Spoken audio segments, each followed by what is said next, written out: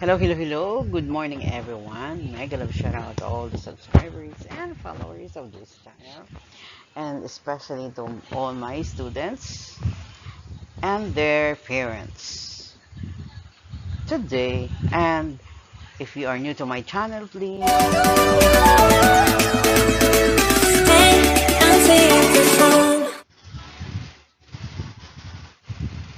one, subscribe, two, like, share. Don't forget to ring the bell buttons for the next notification. 3, like, leave a comment, subscribe.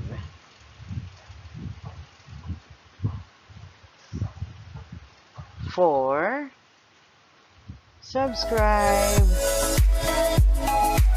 Alright.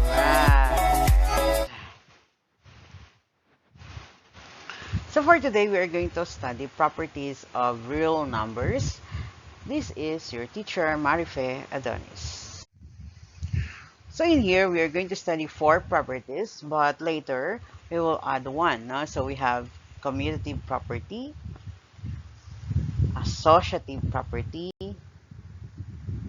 and distributive property, and also identity. So another one of this is the inverse property. No? Okay, so we always commute in going to work and going home.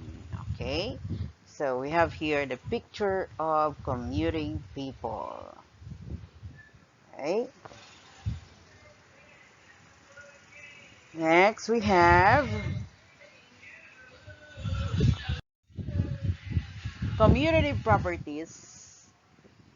Okay, it's either the changing the order of the numbers in addition or multiplication will not change the result.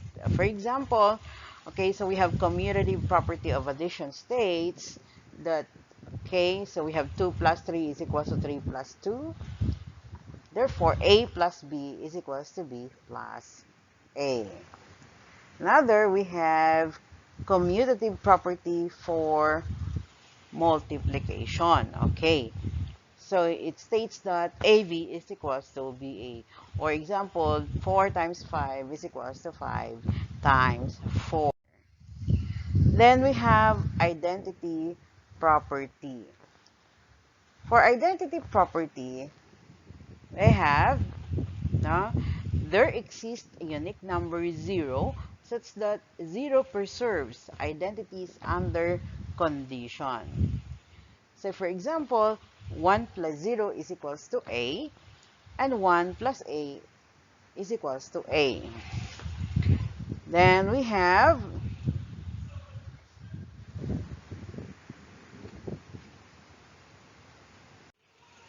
okay, so in other words, adding 0 to a number does not change its value. Okay, next we have also multiplicative identity property. So there exists a unique number 1 such that number 1 preserves identities under multiplication. Example, okay, so we have A times 1 is equals to A, or 1 times A is equals to A. And then, in other words, multiplying a number by 1 does not change the value of the number, or it's the number itself. Okay, next we have distributive property of multiplication over addition. Okay. Multiplication distributes over addition or subtraction. A times A plus B, or A times B plus C is equals to A times B plus A times C. Examples, 7 times 5 plus 3 is equals to 7 times 5 plus 7 times 3. Or, so we have 3 times 5 is 35 plus 21 is equals to 56. Alright, so we have, if we are going to use the subtraction, so of course we have 7 times 3.5. We have 7 times 5 minus 2 is equals to 7 times 5 minus 7 times 3. So we got 71 or 21, no, 35 minus 21, okay, is equals to 14. Right. Now, we have inverse property of addition. So this is the additional property. So the sum of a number and its additive inverse, or the opposite, is the identity element 0 times a and negative a, that is, or additive inverse. So a times negative a is equals to negative a plus 1 is equals to 0. All right. So we have example, 12 plus negative 12 is equals to 0. No? So then we have the inverse property called multiplication. The product of a number and its multiplicative inverse, or the reciprocal, is the identity element 1 times a is equals to 1 over a, are the multiplicative inverses. Like a times 1a is equals to 1, and 1 over a times a is equals to 1, provided that a is not equal to 0. Example, so 12 times 1 over 12, so the opposite of 12 is 1 over 12, that is equal to 1. Next, let's complete each statement to illustrate the indicated property. Okay, so we have 4 plus 5 plus 6 is equals to, so we're going to write the answer. Of course, what's missing there is 5. So that is a commutative property. Then we have number 2. We have 8 times 4 plus 3 is equals to 8 times 3 plus 4. Okay. Another commutative property. And we have 8 plus 3 plus 10. Of course, so we have 4 and 10. Or pwedeng baliktarin, vice versa. Next, we have, okay, so we have 4 times 7 plus 5, 7 times 4 plus 7, 4 times 7 plus 4 times 5. That's distributive property. Okay, let's have here. Now, if a is times 7, or if a is equals to 7 and b is equals to 4, alright, so we are going to write the answer here. Okay, so we have, okay, so since a is 7, 7 plus 4 is equals to 4 plus 7. Okay, so that is 11 is equal to 11, correct? So we need not to write equals here. Just write comma, no? And then we have here 7 times 4 is equals to 4 times 7. So we got 28 is equals to 28.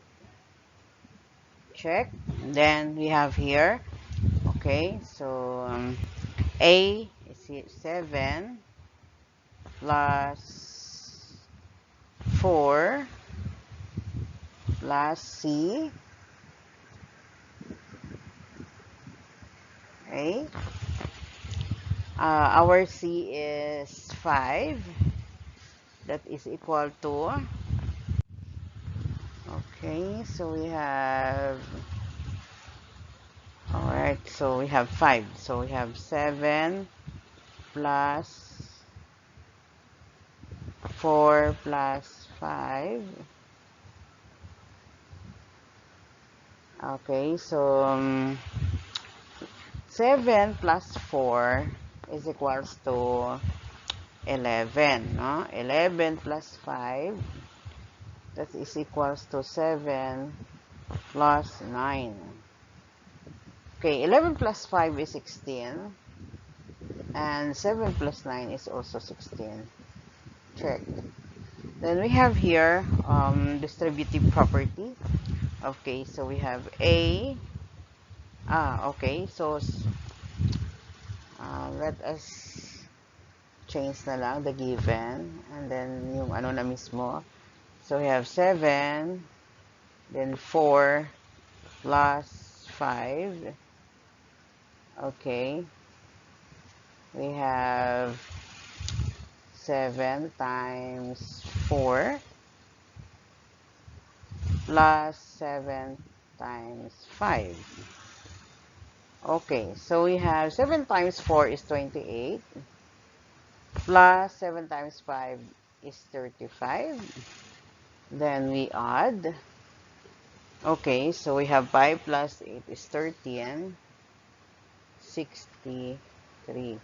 Okay, so here, if you are going to check 9 times 7 is equals to 63, so therefore 63 is equals to 63. Check. Okay.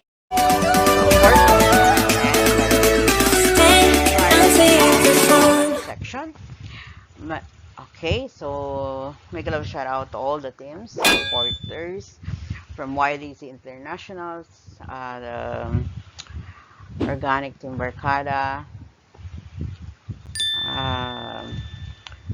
the Team Solid family, and everyone out there, especially to my students. Please support my new member, Mrs. Roy Channel, and of course, Wina Vlog. So thank you so much for all your support, and and of course to my super chatter, Mom Sans Vlog. Okay, I love you all. Bye bye.